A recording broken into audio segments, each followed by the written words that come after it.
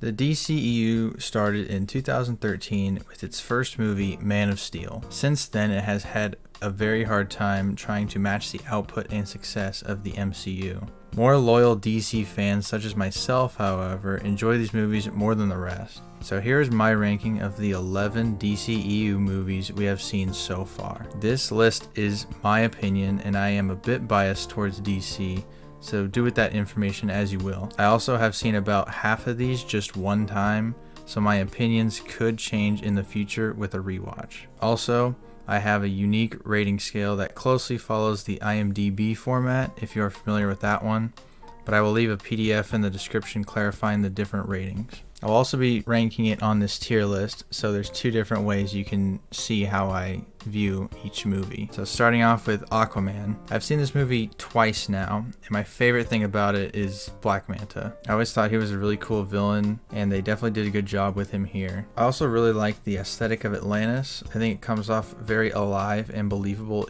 within the universe. And of course, Tamara Morrison is always a win. Other than that, the story is fine, but has been done so many times that DC fans that keep up with the other movies, like the animated ones, won't be as impressed. Jason Momoa plays a fine Aquaman, but the chemistry with him and Mera doesn't really shine. It's just kind of meh and doesn't help out the movie overall in the end. I give this one a 6 out of 10. And I'm going to put it in the C tier. Definitely a midway DCEU movie. Alright, next we have Batman v Superman. This may surprise some, but this one's actually my favorite DCEU movie. A large part of that is Hans Zimmer's score, which is one of the best film scores I've ever heard. I also don't really mind Ben Affleck's Batman / Bruce Wayne, but if I could make some changes, I probably would. Batman and Superman's fight did not disappoint me like it did for many, and I also don't have a problem with the whole Martha thing. I'm aware many people think it is the dumbest thing, but if you are paying attention to Bruce throughout the movie, at least in the extended version, he is clearly having some problems with his mom. It may just be a huge coincidence, sure, but that doesn't make it any less impactful to me. I like the whole Superman playing God angle, and I've always thought that that was the most interesting thing about the character of Superman. I don't mind Jesse Eisenberg's Lex Luthor, but like with Batman, if I could make some changes, I probably would. All in all, a very solid movie and one of the best DC movies in my opinion. This one gets an 8 out of 10. And I'm actually going to go between an S and an A. I think it's solid. I don't think it's quite S tier though. So it's going to go A, but I do really like it. Next on the list is Birds of Prey. Now, as Batman v Superman was my favorite DCEU movie, let's talk about my least favorite one. Right off the bat, Ewan McGregor saves this movie from being straight boring for me. His performance is pretty amazing, but just can't stand out past this movie because of everything else about it. Black Canary, Huntress, and Montoya are just not interesting, and all of their scenes are just boring, to me at least. Margot Robbie is fine, but also has nothing really to do here. She's better in every other DCEU movie she's appeared in. I would say in all of them except for Suicide Squad, she's not given the right amount of time. Although in this one she's given a fair amount of time, just not a whole lot to do. So they just haven't found quite the right balance with Harley Quinn yet. This is quite possibly the longest hour and 50-minute movie I've ever seen. You definitely feel that hour and 50 minutes, and to me it felt longer. Birds of Prey gets a 5 out of 10 and only dodges a 4 out of 10 because of Ewan McGregor's performance.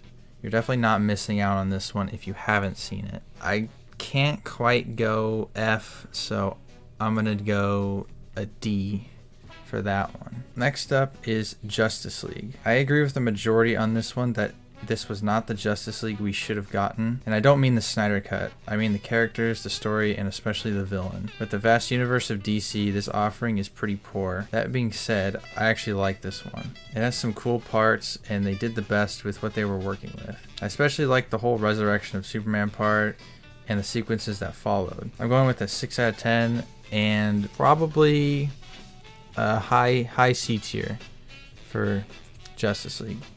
I like it more than Aquaman, but not by a whole lot. Next is Man of Steel, the one that started it all. I've only seen this movie once, but I remember really liking it. This is by far the best live-action Superman movie but I don't think it's perfect. I didn't like the ending, and not just because he kills, but it seemed like he didn't try that hard to find another way, which I always thought Superman was one of the most creative heroes in that way. It's been a while since I've seen this, so I don't have a whole lot to say about it, other than I would recommend it, and this is definitely one of the better ones.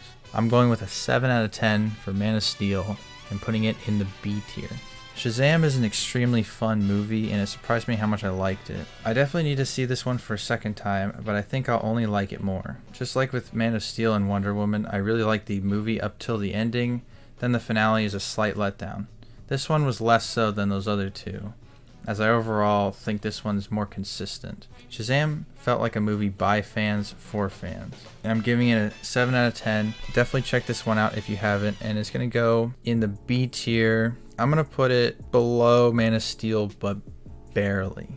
Just barely. And then we have Suicide Squad, probably the most controversial movie in the series, and it was hated by almost every single person at the time it came out. It was the movie to hate on, so much so I never really wanted to see it because no one seemed to like it. But when I finally got around to it, I am happy to say it is not terrible. I actually like it.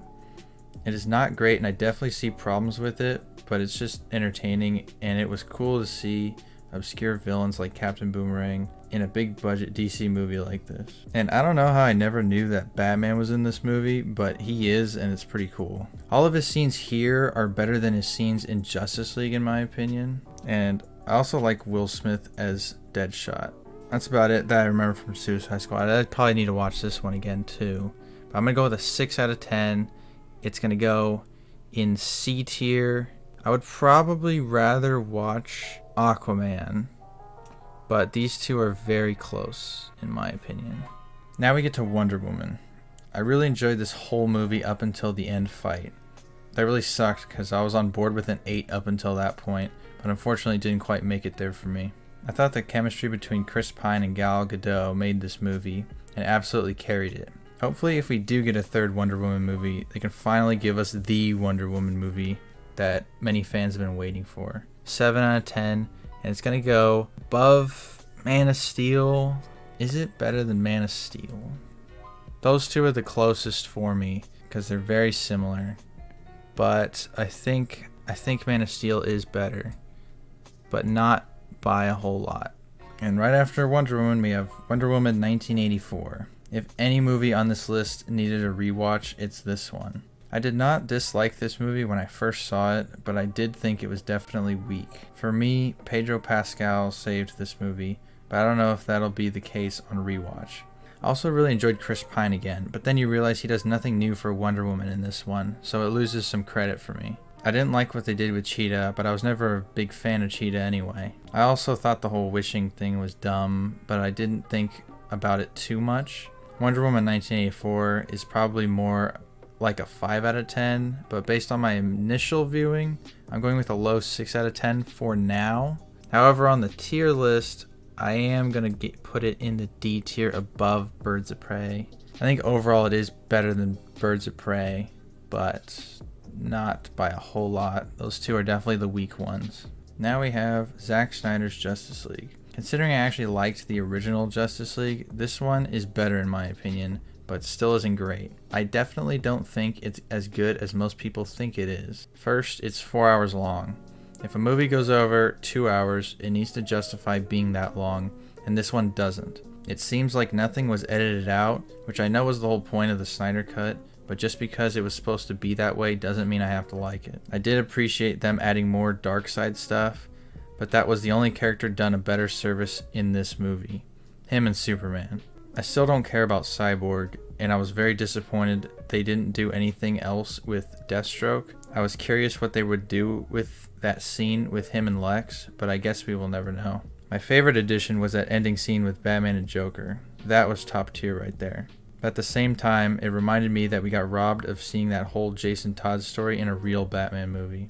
Oh well, hopefully one day. Zack Snyder's Justice League gets a 7 out of 10 from me. It's a must-watch for hardcore DC fans, but just a one-time watch considering that 4-hour runtime. And it's going to go at the end of the B tier. Lastly, and most recently, The Suicide Squad. John Cena is probably the best part about this movie. He comes off extremely funny and makes the tone of the movie overall a lot lighter, which is a good thing. Bloodsport is also fun, as well as Harley Quinn, although I felt she could have been in it a bit more. I felt the second act kind of dragged compared to the banger of the first and third acts, but in the end it was definitely a welcome addition. This is a solid 7 out of 10, and I was also a bit worried when they said John Cena's character was getting a spin-off show, but we'll talk about that in another ranking video. So this one's going to go in the B tier. Actually, I've only seen all 5 of these in the B tier once, and for now that's what I'm going to put it with. But I will be doing another ranking eventually of every single live action DC movie, so it'll probably be updated by then, and these are probably going to get moved around. That's it. That's my ranking of all the DCEU films we have so far, and later this year we will get The Flash. I'm not too excited for it, and I honestly hope it's the last DCEU movie that we get. The new Batman movie is a perfect place to start fresh with a new cinematic universe, and with the MCU on its last legs, DC would finally come out on top. But this is all my opinion. What do you guys think? Do you think they should end the DCEU? I don't know how this video is going to do, but if you find this, please leave a comment and tell me what you think. Always nice to hear from other DC fans. Thanks for watching, and see you next time when I rank every MCU movie.